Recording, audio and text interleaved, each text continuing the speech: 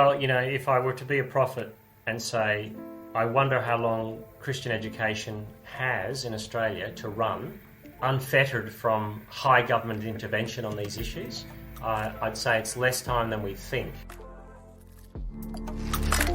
Welcome to the Christian Education Podcast. My name's Paul Matthews, and today it is a real treat to be able to bring you this discussion with Stephen McAlpine. Now, I've actually wanted to talk to Steve ever since I started this podcast, because I believe he possesses a very real insight into Australian culture. Many people think a prophet is someone who can tell the future, but if you look at the scriptures, we often see that a prophet is someone who can tell the present. They can look at a culture and actually see what's going on, and that's something Steve does really well. Our discussion today revolves around two key themes. Firstly, what's the place of Christianity in our contemporary Australian culture, and how might that have changed over the last few decades? Secondly, we push that idea into some corners and look at what that might mean for Christian education.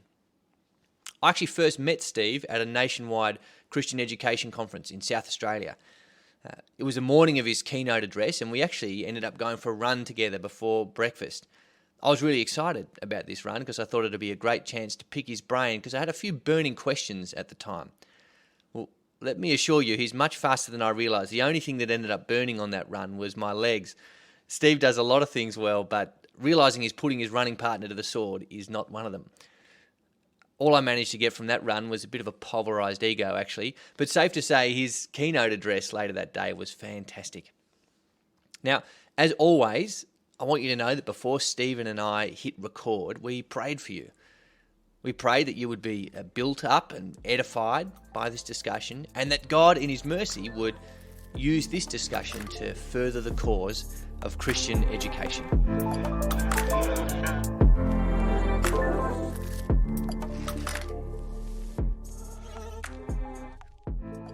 Well, Stephen McAlpine, welcome to the Christian Education Podcast.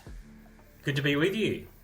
Now, it's really hard to define you, mate. You're a tough bloke to nail down. I've been listening to some of your interviews recently. I've heard you described as an ex-journo, an ex-journalist, an ex-pastor, a semi-professional athlete, and even an influential blogger and public theologian. How exactly would you describe what you do? Yeah, I'm the Scarlet Pimpernel, obviously. They seek me here, they seek me there. I think I started off life in ministry roles, in my mid-20s, working in churches.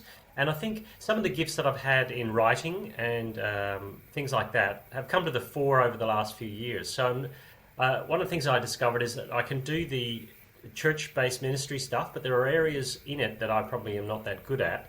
And there are areas that I am good at, in areas of helping young pastors and coaching and thinking through the big issues of life that are good for the church, not just a church. And so my life the last few years has been lived between helping a church in a local setting and helping the church through writing and thinking and speaking and creating content, I think, in the midst of the cultural change. So part of my life is on the ground, helping a local church, though I'm not doing that quite at the moment, and then part of it's 30,000 feet. So my life is lived between in the trees of ministry and above the forest in the helicopter. That's how I describe myself. That's probably the creative way to describe it. Well, I guess the good thing about being in the helicopter at 30,000 feet is you get a pretty good idea of what's going on down on the ground. Now, we're going to talk about education today. This is the Christian Education Podcast. But before we do that, I thought it would be good just to discuss Christianity more broadly. So we want to look at Christianity in our society. And it's going to seem like I'm changing the topic now, but I'm really not. You've just launched a new podcast. Am I right, Steve?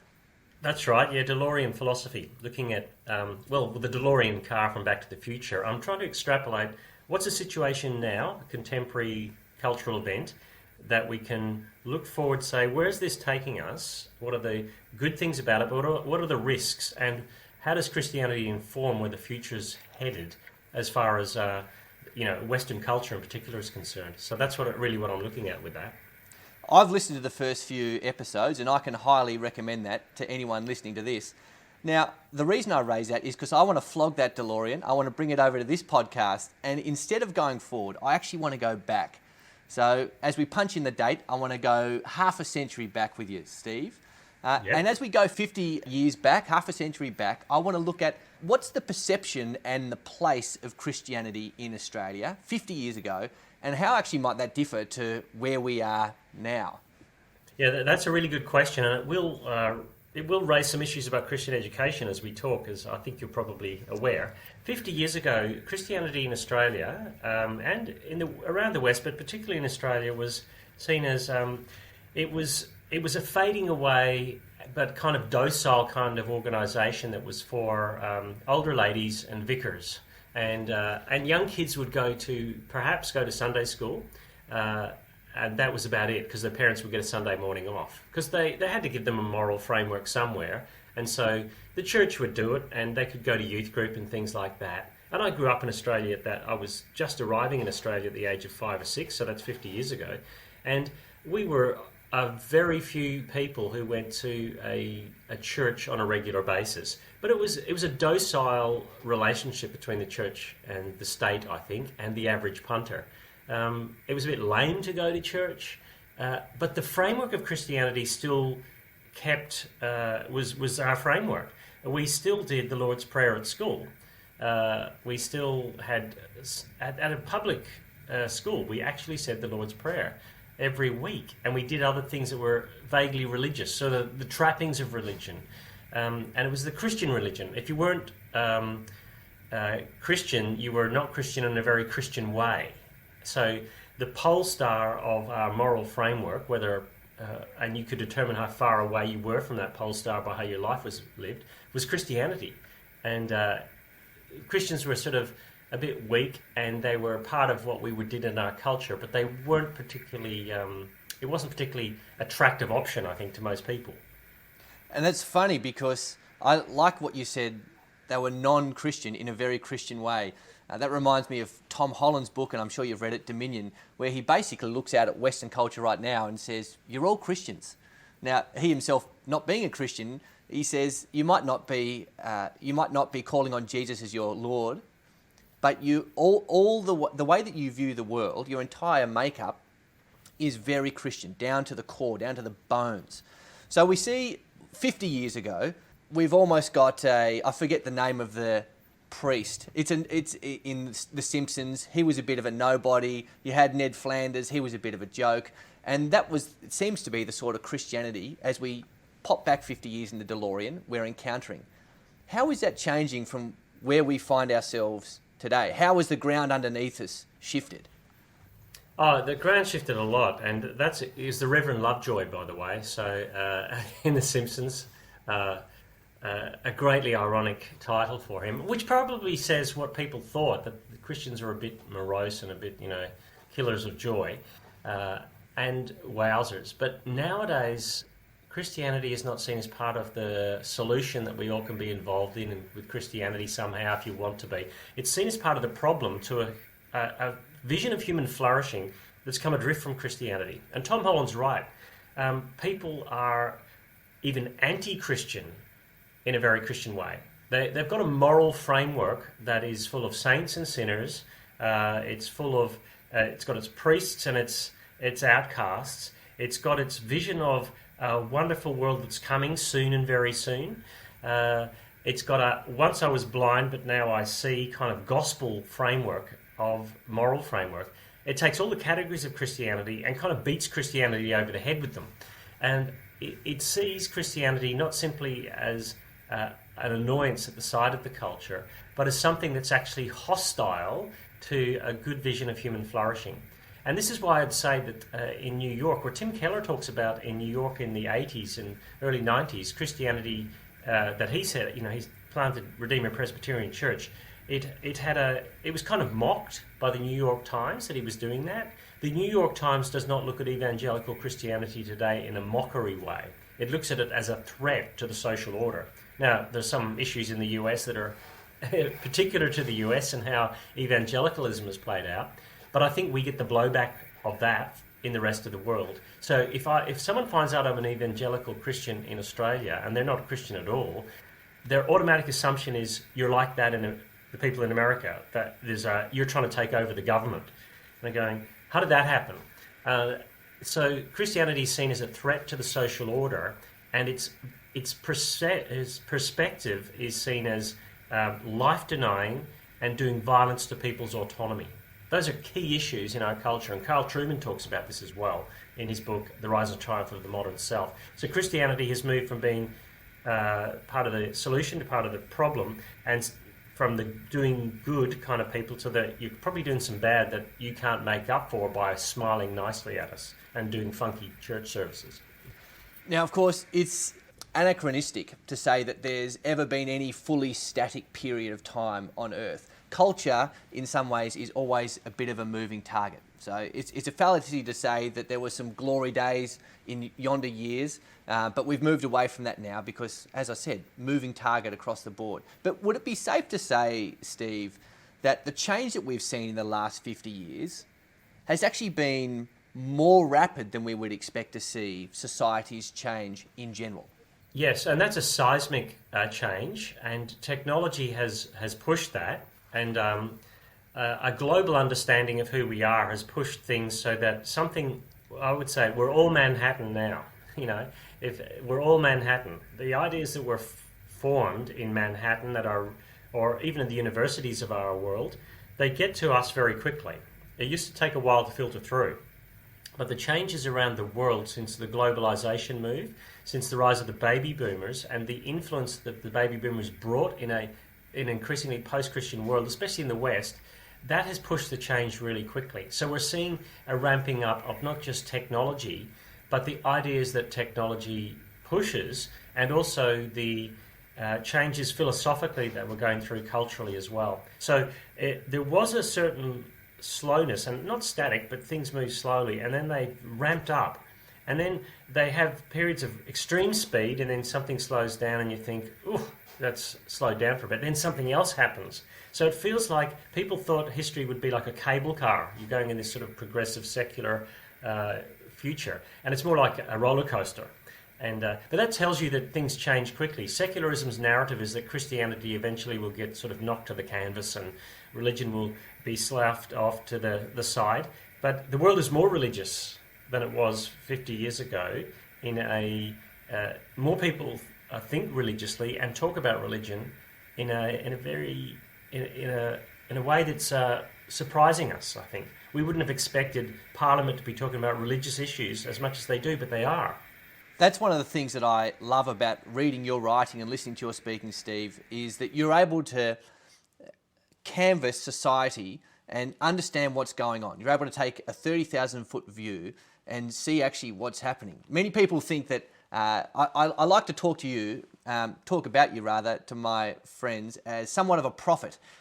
People often say that prophets are those who can tell the future, but many times when you look at the scriptures, a prophet's actually someone who's telling the present.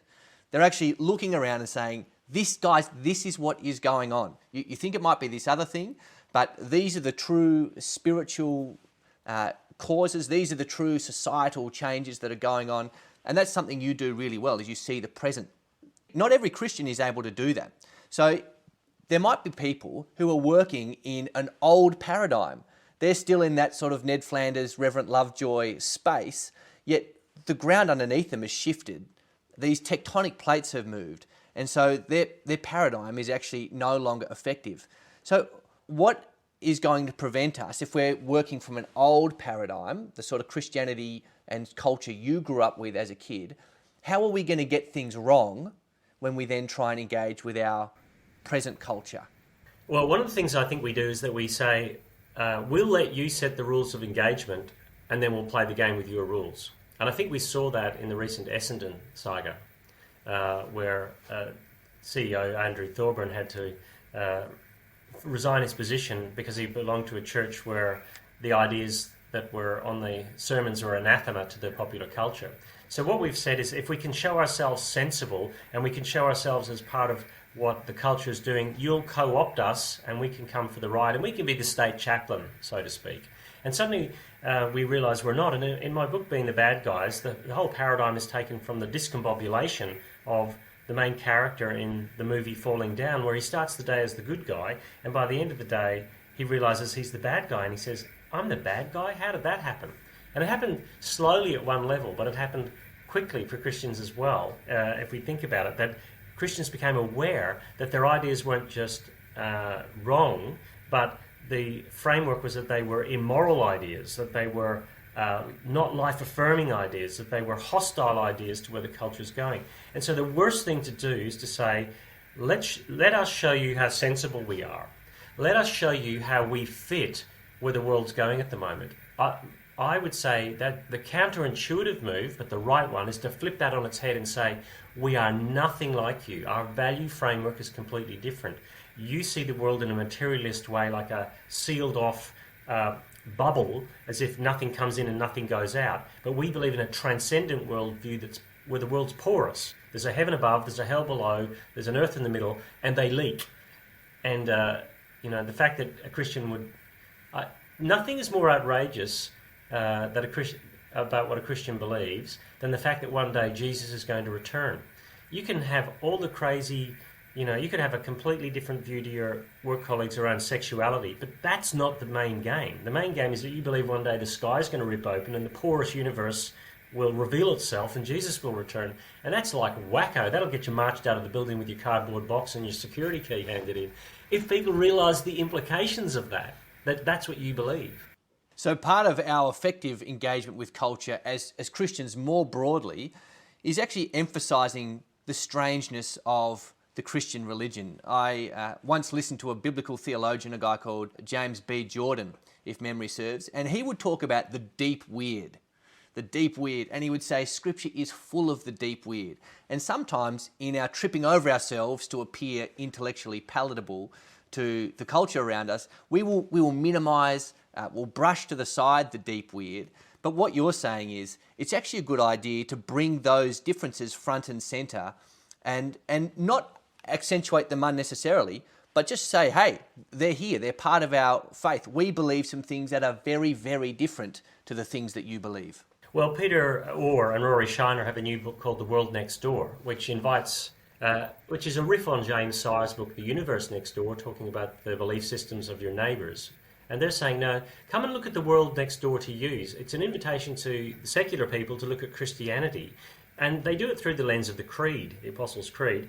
And the key issue there, though, is that they don't start with an intellectual line-by-line unpacking of the historical significance of the Creed.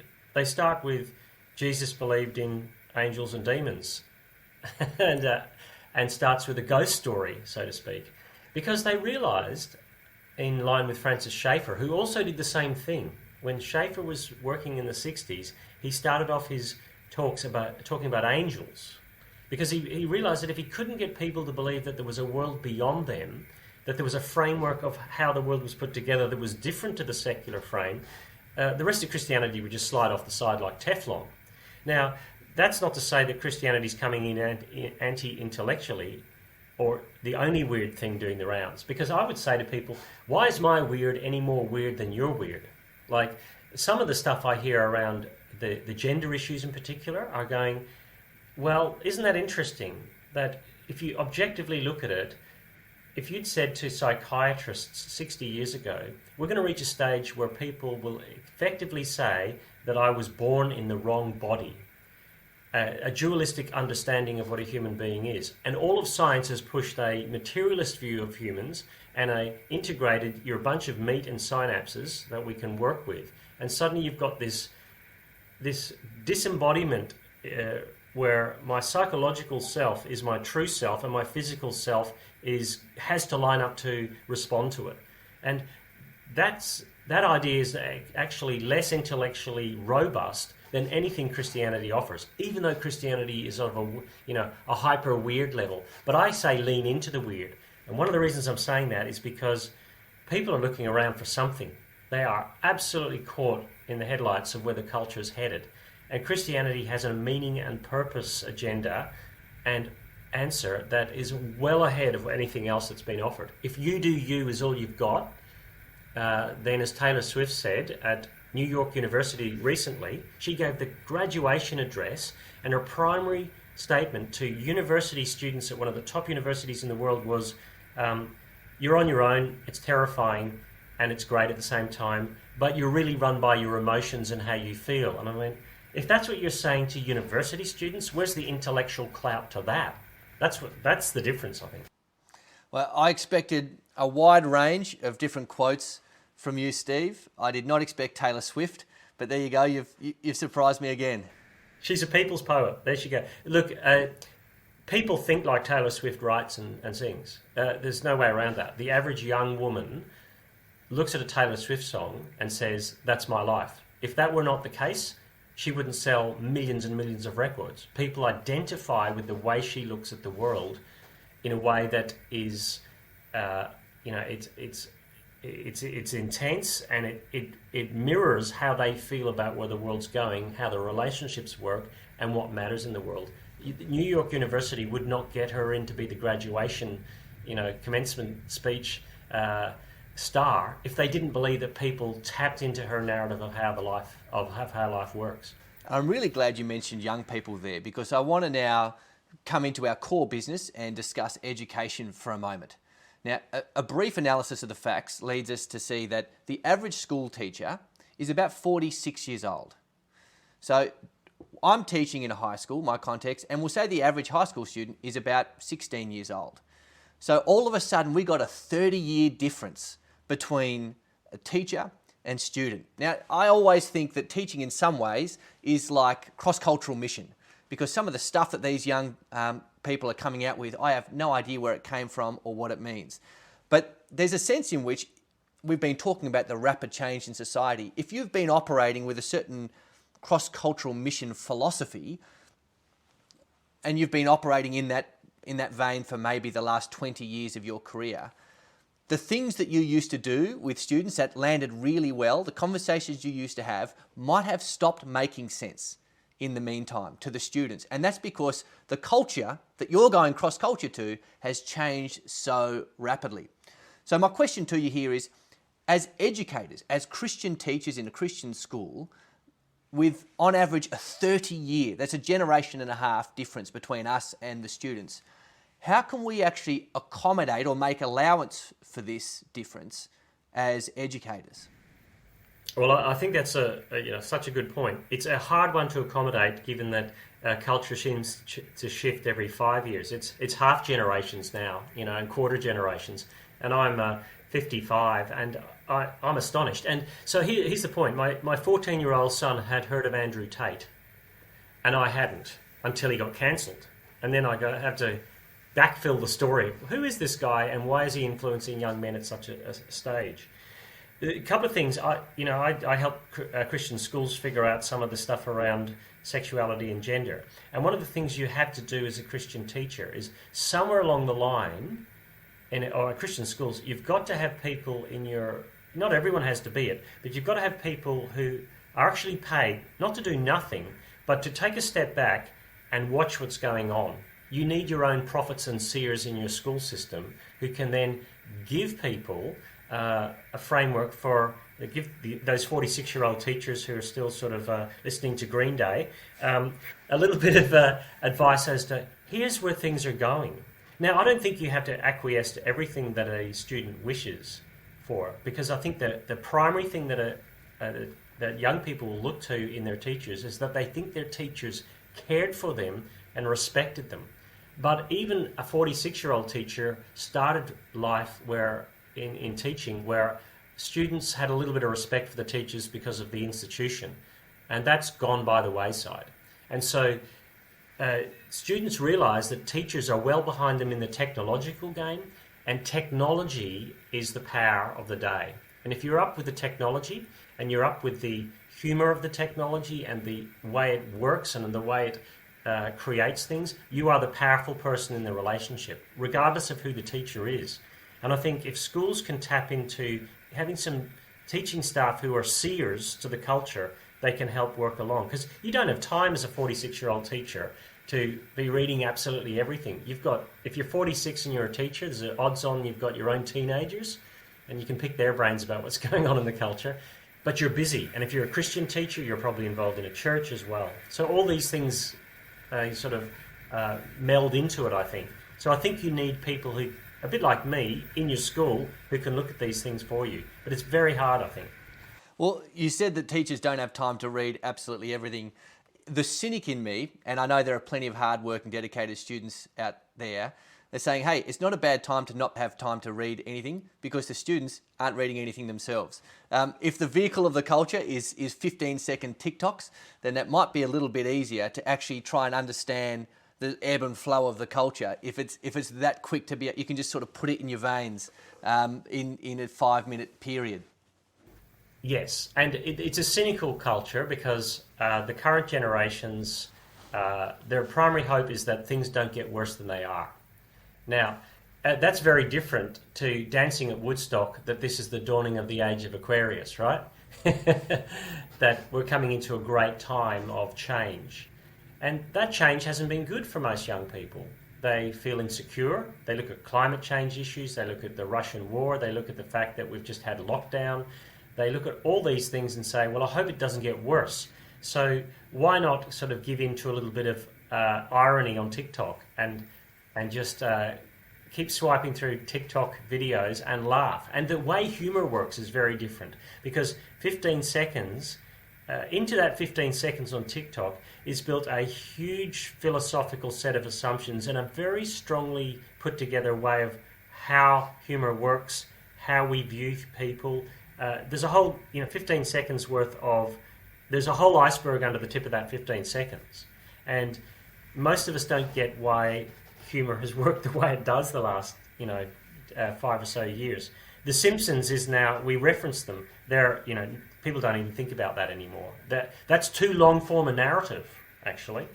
The students that are really going to make a big difference, I think, are those that are able to live at that level but also go deep. And I think identify those students. And look, my daughter does literature and history at Notre Dame University here in Perth, and she's a good student. But she's able to live at the TikTok level as well.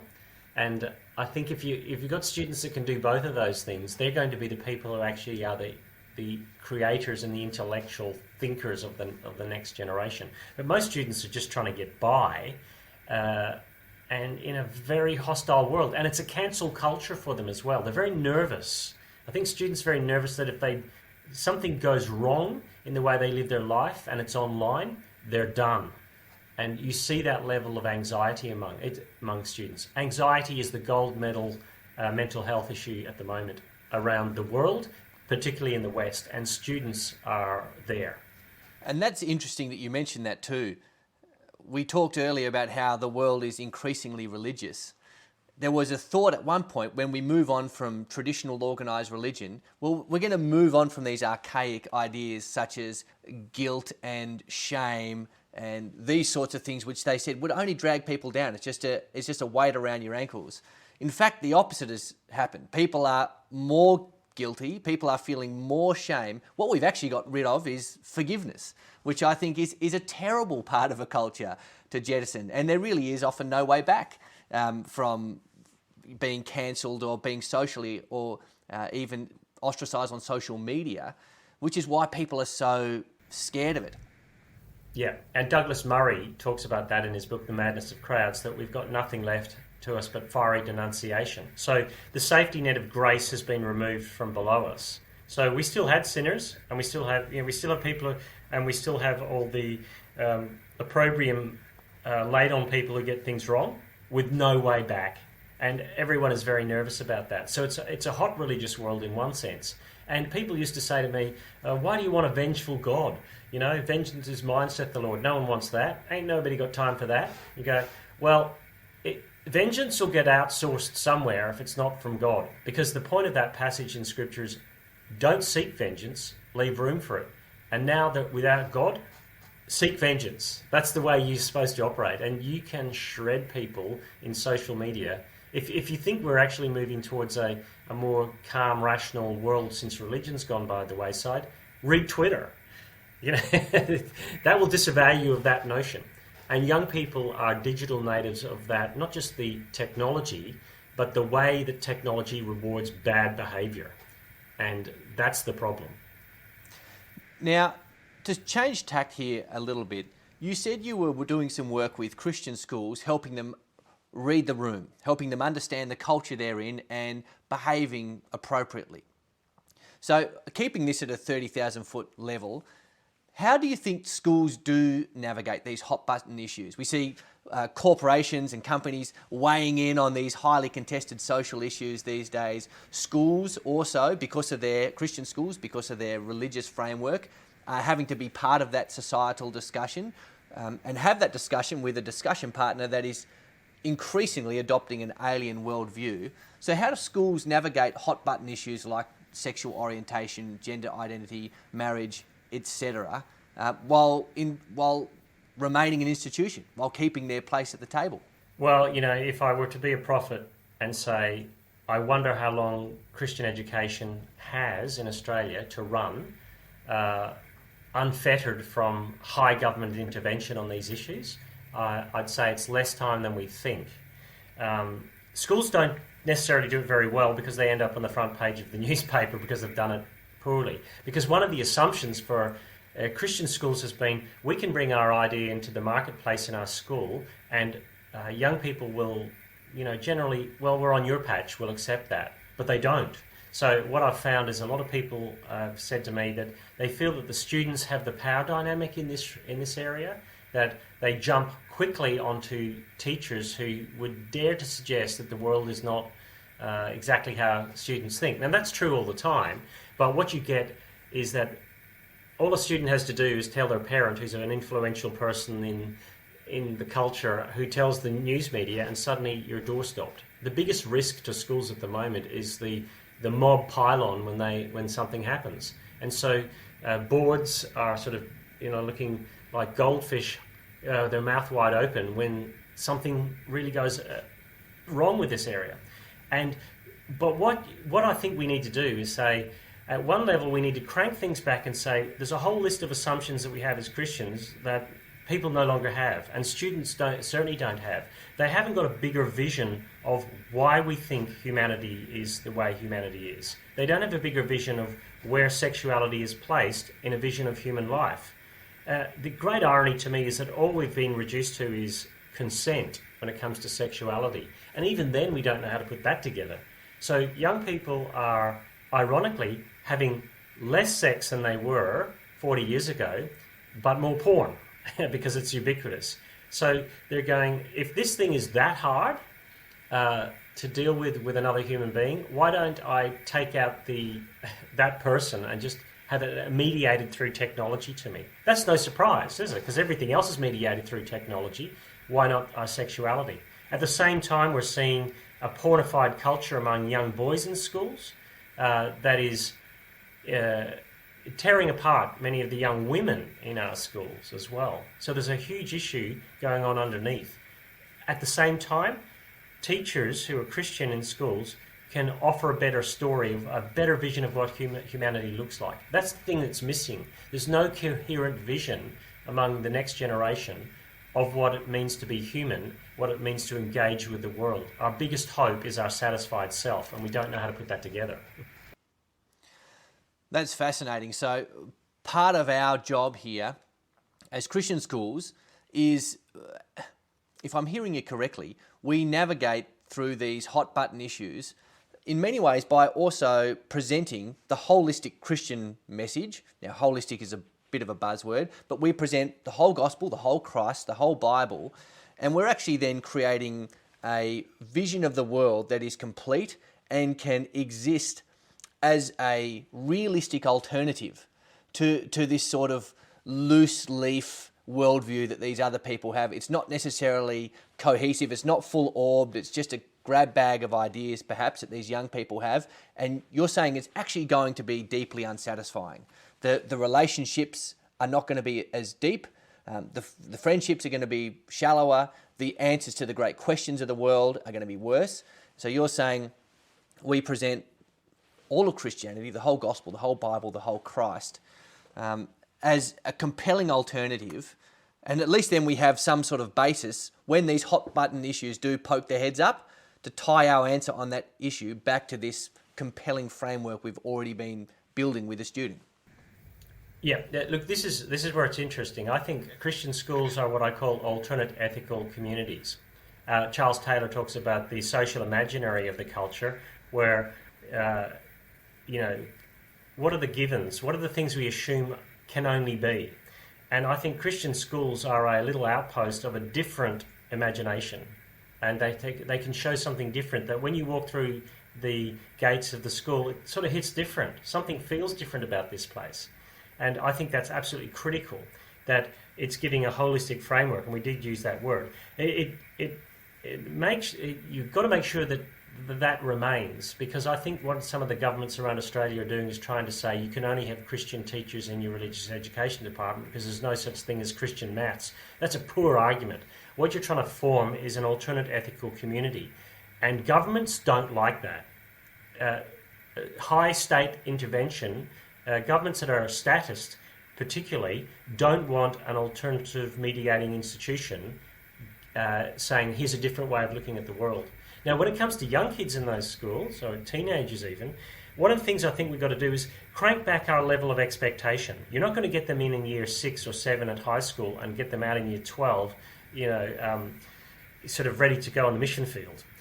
What you need to see is that they're so far back from the Christian framework that by the time they leave school, all they may have thought is, I don't agree with these people who teach me, but they've actually honoured the fact that even if I disagree with them, they don't kick me to the curb.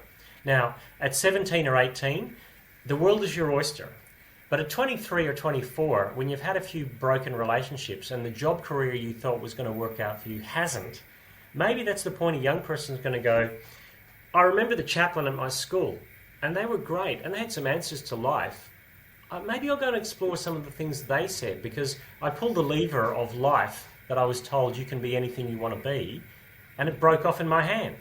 I think we just got to say, maybe it's 5 or 6 years after the education experience that people will start to lean into the things that they were taught.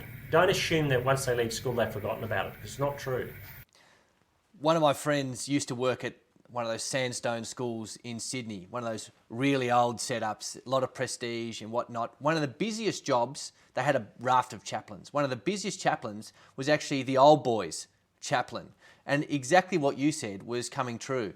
They're at school, they're with their mates. In many ways, that's not really real life. And they're not taking things seriously. But then they might go back on the farm. All of a sudden, there's a drought. The farm is coming apart in their hands. And they're on the horn to the school chaplain. He was an incredibly busy man with people who had actually brushed up against the harshness of reality and said, you know what, this worldview that I had adopted, this social imaginary, all the answers to these questions, it didn't pan out, didn't work out for me at all. I need a better story, and I think I know which one to go to.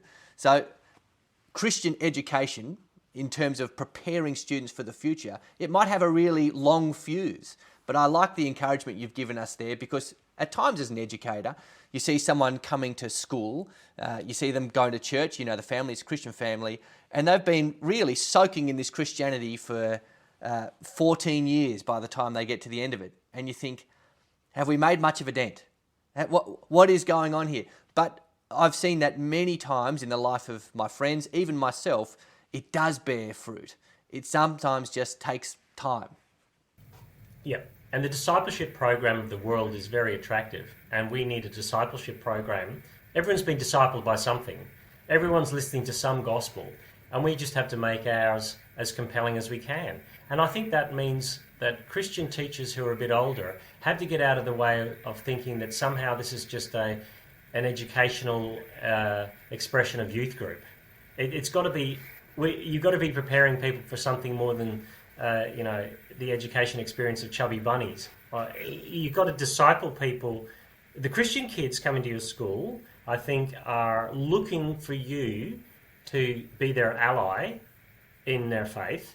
And the non-Christian kids in the school are coming and saying, well, I just got to get educated. This is my normal school setting.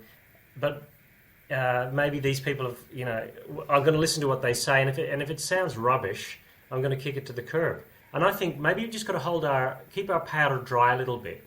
Keep the weird in there, as we say about Christianity, but also how can that person really respect me even though I disagree with them? Because most young people don't live in that world. Once you say you disagree with someone on something in the external world, that's it, you're done. And I think schools can be places, Christian schools can be places where they let the non-Christian kids be disagreeable and still love them and still look out for them in a way that they will look back on. And, those people that are phoning up the chaplain after 5 years, there's nothing worse than peaking at high school, right? And it feels like those people post-high school are realising life is probably more complex than I considered it to be at school. Now, I've got one last question for you here, Steve. And for this question, I'll take you all the way back to the 17th century in America. We're looking at Harvard. Okay, the Harvard College established by Puritans, and I read their mission statement the other day. Back in the 17th century, it was formed, and this is what they said: "Everyone shall consider as the main end of his life and studies to know God and Jesus Christ, which is eternal life." Right? Even their motto at the time was "For the glory of Christ," or at least a Latin equivalent.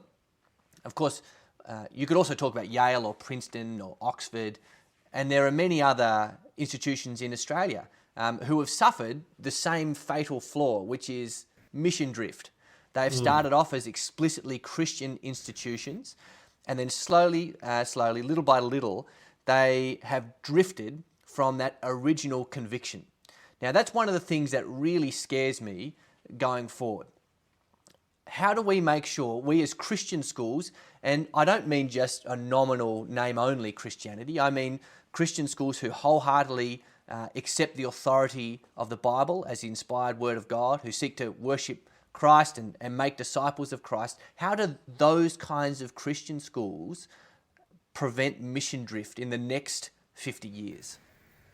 Yeah, look, history would say that every organisation that starts with a hot zeal in this area ends up with mission drift. And am I going to say that just expect it to happen? And what happens in the end is that people have had enough of mission drift and start a new institution.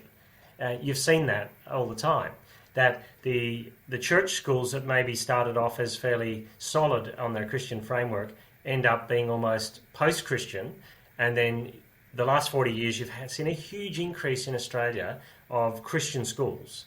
But let's not forget that they started off as an extension of the church for Christian children, and now with government funding you've got maybe 80 to 85% non-Christian kids. One of the things you need is you need a very well theologically educated staff. I don't know that we've got that across all of our Christian schools. And if you don't have a coherent Christianity at the centre, what you end up doing is lowest common denominator Christianity. The death knell of a Christian school is what Christian Smith talks about, moralistic therapeutic deism. You've heard the term. So somehow you've got to keep the gospel at the centre. So that means you've got to employ some people in your school, I'd have to say, that aren't earning their wage teaching children, but are earning their wage shaping the cultural framework of thinking of the teachers. You might have to put some money into those kind of people, because the busyness of school, the requirements from accreditation, the exam requirements, NAPLAN, etc., means that mission drift is going to happen. And so I think you've seen micro schools being set up recently in Australia and increasing because of online abilities, where Christians are taking their own children out of Christian schools because they say it's not Christian enough. That should be a warning bell to most Christian schools. The mission drift thing's very hard to push back on the busier you get, because your core mission in the end, the average non-Christian parent sending their kid to your school isn't looking for their kid to become a Christian. They're looking for them to be educated in a safe environment, all right, with good pastoral care and better opportunities than the local government school which has got sort of barbed wire around the perimeter. Right? You get the idea. And so suddenly you've got a different clientele and different set of expectations, and you've got a government saying we want to see these things happen at your school. That's where mission drift kicks in.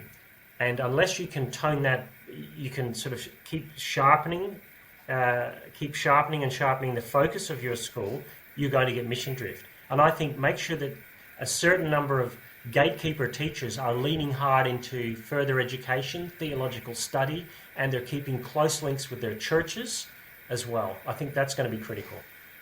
That's fantastic advice. Thank you very much there, Steve. Now, as we bring this to a close, where can people go to find more of your content? Look, I've been doing a podcast with Undeceptions called Delorian Philosophy. So if you go to the Undeceptions, that's John Dixon's podcast, go to their website, Undeceptions. You'll find things there. And I also write at stephenmcalpine.com, very humbly named stephenmcalpine.com. And I do a bit of writing in other areas as well. So there's material online. My book, Being the Bad Guys, deals with how we think about Christian education in the context of a post-Christian setting as well. And I will be doing some more writing on it. But I'm also working at City Bible Forum as the national communicator. And I'm speaking on some issues around those issues as well for City Bible Forum. And I can be contacted on email if you need to, because I am helping schools a couple of days a week in my time to navigate this space. So I'm doing workshops and PD days for schools nationally on how to navigate the culture we're in at the moment, and what are the pressures and what are the opportunities. So, feel free to contact me if you need to do that. Absolutely.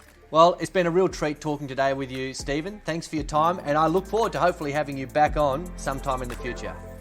Thanks, Paul. It's been great to chat and most enlivening and enlightening. Thank you.